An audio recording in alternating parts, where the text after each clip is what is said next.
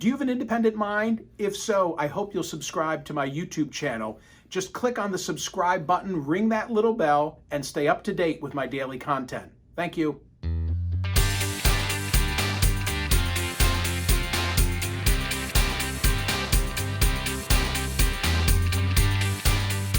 Some of you won't even like me asking this question. Can Derek Chauvin get a fair trial? Actually, I'm going to ask it with more precision. Can Derek Chauvin get a fair verdict? That's the question that I'm asking as an attorney and as someone who has paid close attention to the ongoing trial in this case, the case that pertains to the death of George Floyd. Why do I ask that question? I ask that question because Minneapolis is an armed encampment now. From the Daily Mail today, and perhaps you've seen the film footage that's been broadcast throughout the course of last night, the weekend, and now into today, Monday morning. Minneapolis was transformed into a fortress over the weekend as a tense city, braced for a verdict in the trial of Derek Chauvin, the white police officer accused of murdering George Floyd.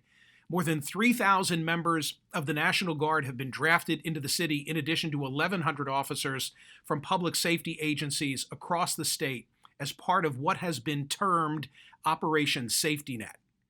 You know, that's Minneapolis, but of course, 10 miles away, you've got Brooklyn Center, and you've also got in Chicago unrest as well. Brooklyn Center, the location where Daunte Wright, the 20-year-old, was killed during a traffic stop. Now a police officer named Kimberly Potter has been charged in connection with that death.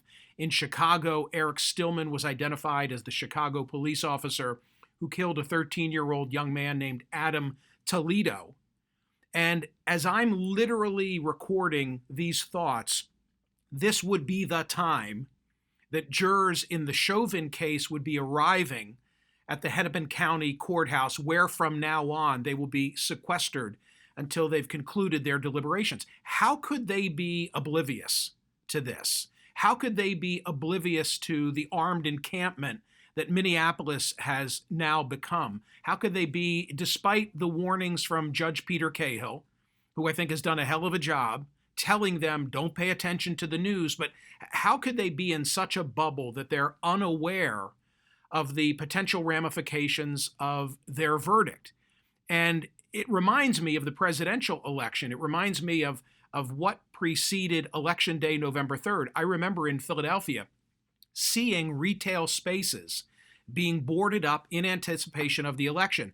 And why were they being boarded up? Not for the eventuality of Joe Biden winning the election. Joe Biden did win the election, and there was civil calm.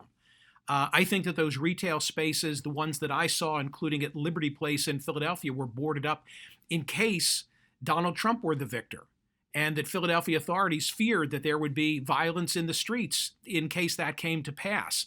So the question now is not one of what will be the reaction if Chauvin is convicted of second-degree murder or third-degree murder, something with murder attached to it. But what would be the outcome if he were not found guilty of murder, if there were a hung jury, or even if there were a finding of manslaughter without second-degree or third-degree murder? That's why those spaces are being boarded up in Minneapolis. That's why the National Guard has been called into action.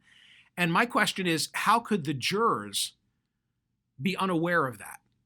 How do they keep out of their deliberative process what would be the ramifications in the event they were to hang or to outright acquit Derek Chauvin?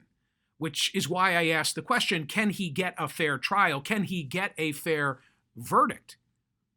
I think it's an appropriate question to be asking today. Now, wait a minute, Michael, some of you are probably saying, are you saying that George Floyd received justice? No, I'm not saying that. Are you saying, Michael, that Chauvin was appropriate in keeping his knee on George Floyd's neck for 9 minutes and 29 seconds? No, I'm not saying that. Are you saying that Derek Chauvin didn't kill George Floyd? Triple no. I'm not saying that either. I'm not saying any of those things.